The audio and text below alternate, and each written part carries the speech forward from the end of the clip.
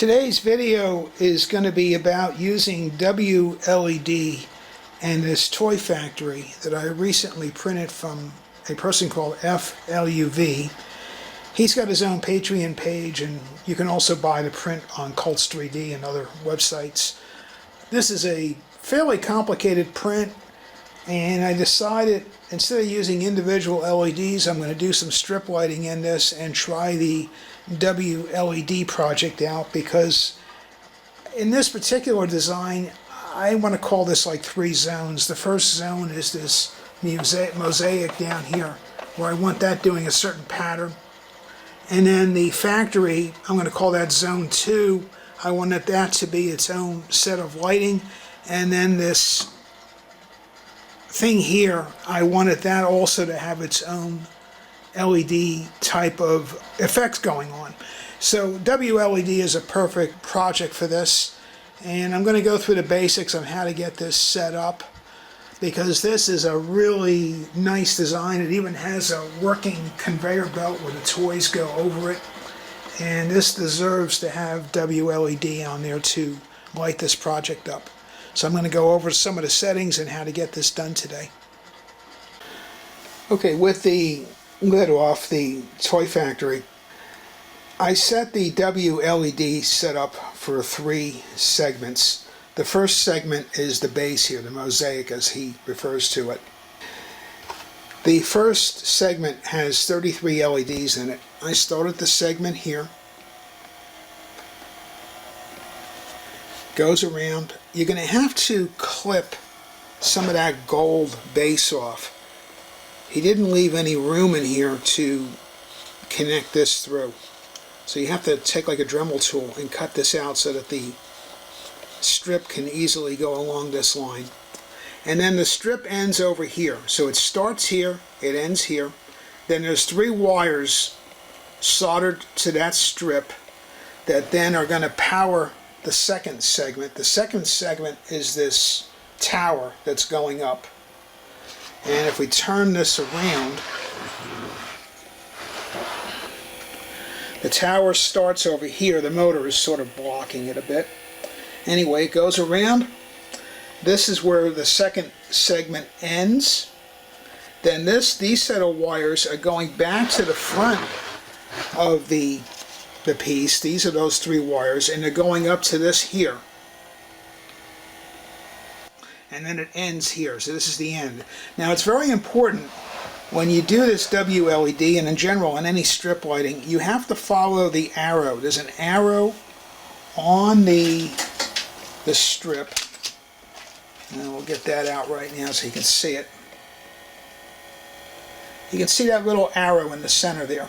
You have to make sure that when you cut the strip, you cut the strip anywhere you see those copper pads. Those copper pads with those black dotted lines, that's where you put the scissor and cut it. And then make sure when you do their second, third, fourth segments that you always have the same arrow direction. Don't turn things around, otherwise it's going to mess it all up. So keep that in mind, that since the arrows are going this way, when you do the second segment here, the arrows follow that same pattern, and then when it comes over here, the same thing. The arrow has to follow the same pattern. Now the way WLED works, and I'm going to bring this up on the PC so you can see the setup screen, it needs the total number of LEDs, which in this case was 161. The way this worked out was there's 33 on the base, there's 104 on this riser piece, which is lighting the factory, and then there's 24 on this post here. So it comes out to 161 total. And the confusing part is you have to start at 0 with WLED. You don't start at 1. So the first LED is 0. But I'm going to show that on the screen. Now the controller that I used, this was a little unique. I didn't want to use a regular ESP32 and do all the soldering for this project. So I found this neat little controller on Amazon. It's about $21. This thing is really neat. This is an all integrated board. You don't have to do anything with this. It's complete. You have your 5-volt in, which is this power line here. This is coming off of my USB-C. So I have a USB-C connector glued in here. And this whole thing is powered off of 5 volts, and I just have a standard, like phone charger driving this thing. And the wires are then going to the input on the controller, and then you have your 3 wires here going to the strip lighting. And with these lever connectors, everything's really easy to connect this up. And then you control this via a web page or the app on the phone. I don't like the app on the phone. I think the screen is a little too small. It's a little cumbersome to get the whole thing programmed. So you're better off using a tablet with a larger screen or a PC to get the programming all done. The programming is simple. There's nothing technical, but there's a lot of things to set up on this.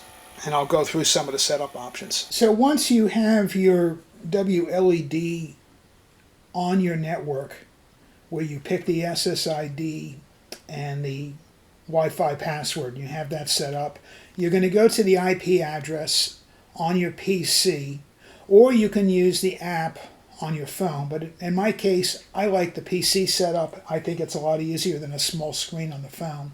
This is the screen you're going to see. It's a nicely laid out screen. I'll show you really quickly what it would kind of look like on the phone. If we turn off this button, PC mode, this is what it'll look like on a smartphone. You'll have these tabs on the bottom. You'll have color, you'll have effects, you'll have segments, and you have presets. So you have to bounce around with these tabs to do what you want, where with a full screen PC, you get everything on one screen. It's just a lot easier to work with. So the first thing, obviously, is to get your LEDs installed in the toy factory. If you're using, in my case, I used 60 LEDs per meter. You may have picked a string where it's less LEDs per meter. But with 60 LEDs per meter, it's going to work out to about 33 in the base, 104 for the factory, and 24 for that pole that goes up the side. Again, these numbers are going to vary based on how you lay it down in the factory, but you can use this as a reference point if you're using the same type of LED string that I used. So the first thing you want to do, though, is go to your config page. We have to tell our project how many LEDs we've used in total. That's done under LED preferences. So you go down here. I would recommend leaving pretty much everything at a default here except for this. This is the string of LEDs that you use. In my case, I used the 2812B, so you just pick 281X. These are some of the other options that you have, and you can see there's a whole bunch of them out here. I didn't change the milliamp settings. I left that all alone. I did change the color order to RGB, and all I changed was the length. So in my particular case, I used 161 LEDs total.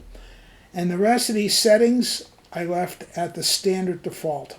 And then you would save the settings once you change what you updated. Then we hit the back button. Do not hit the back button for the browser. Hit the back button on the application itself. We're going to hit it one more time. And now we're back to this main screen. The first thing you want to do is go to segments. You want to get your segments set up first. In this case, I use 3 segments. Maybe you want to do more, maybe you want to do less. That's up to you on how detailed you want to go here. So the first segment, I called it the base. And what's nice is you can name the segment. So you go to this pencil button here, and that allows you to name your segments. So the first segment, this is what messed me up the first time I tried WLED, is the start LED. I started it at 1. That's not the way it works. Everything starts with 0 with WLED. So your first LED is 0. As I had mentioned, I used 33 in the base, so the stop LED is 33.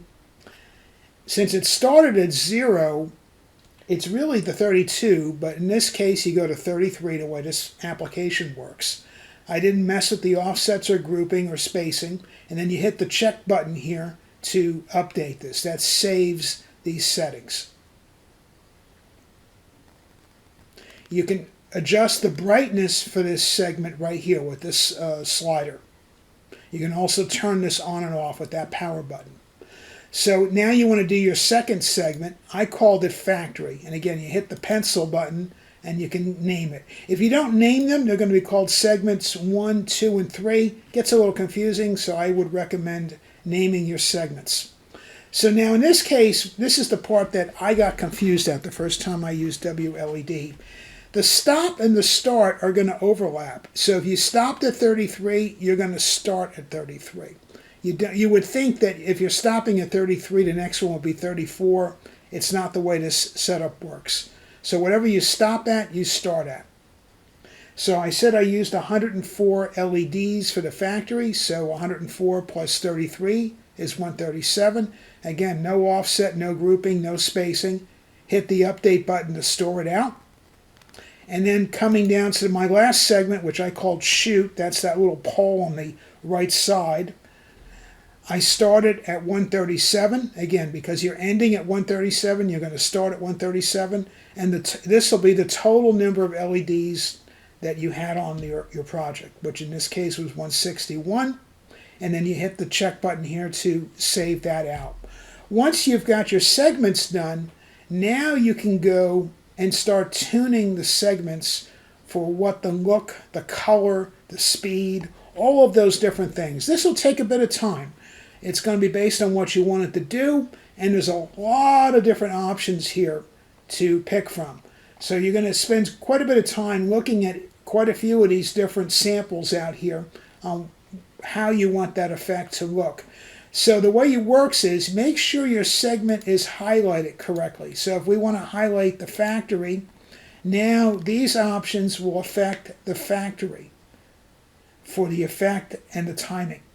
So make sure you've got your segment selected here first before you start playing with the effect. This effect thing here has two sliders on the bottom. These sliders will be different names of what they're doing based on the effect. So if we take BPM,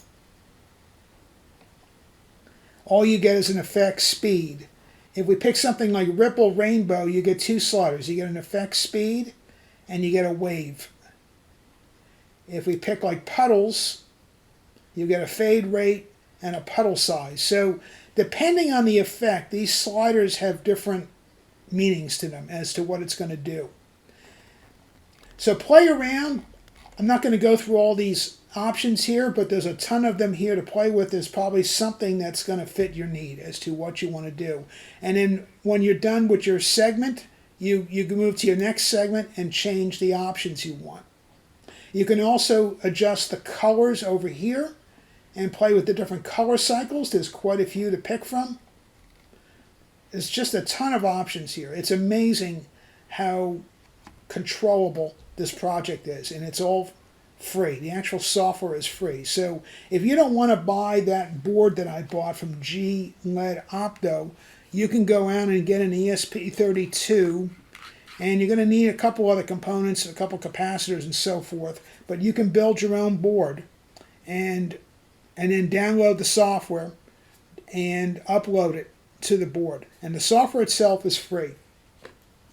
Now the last settings are what they call presets. The presets is interesting. Instead of having just a simple save button for your effects and your color palettes, your timing and everything, you set up a preset. So I have a preset here called Toy Factory. And what you can do is once you've got everything set up and you save it to a preset, maybe something doesn't look quite right. Maybe you want to do some more experimentation with it. You can go in and change this to what you want and make another preset. So this way you don't lose your settings. So maybe after you've changed things around, you're like, I like the other settings better. Just go back to the prior preset. It's really nice. Now the way you update a preset is you click this button in here and then you can update the current preset. If you don't click this and you touch this area, it's just going to restore the preset to whatever you have. So be careful about that. The first time I was using this software, I just touched this somewhere around here and it loads the preset. So you lose your settings that you were done. So be careful that you don't do that by accident. So it's important to probably have two presets set up so you don't, when you're experimenting with stuff, you don't lose your primary preset. So I hope this will give some people incentives to trying this WLED project on your prints. This is a really nice way to tune the settings on your LEDs. This is the controller I picked up on Amazon to do the WLED. I just think this program is a really easy way to get into the whole WLED world. This thing just makes it simple. It's completely done. You don't have to deal with any uploading of binaries to an ESP32 board. There's no soldering involved. And this is just a really easy way. And what I also like is it's tiny. It's so integrated. And then having those lever connectors here to connect the wires and everything, it's just very straightforward. And the binary is already pre-installed on this, so you don't have to install any software. It's nicely done. It's a simple way to get started. This is the strip lighting that I use for the toy factory. It's a 2812B RGB, and it's 60 pixels per meter. A lot of the other strips out there are probably 30 pixels per meter. That'll also work. It just won't light it up as well. This worked great with the GLEDOPTO product that I got, and it'll work with any of the WLEDs. So if you build your own ESP32 board, this will work equally as well. And the WLED project in general supports a ton of different LED type of strips out there. So there's a lot that's compatible with it. And when you see the white, all that means is the white around the LEDs. It's not that it's a white LED, it's just the strip itself is white. So you can also get the strip in black if you prefer.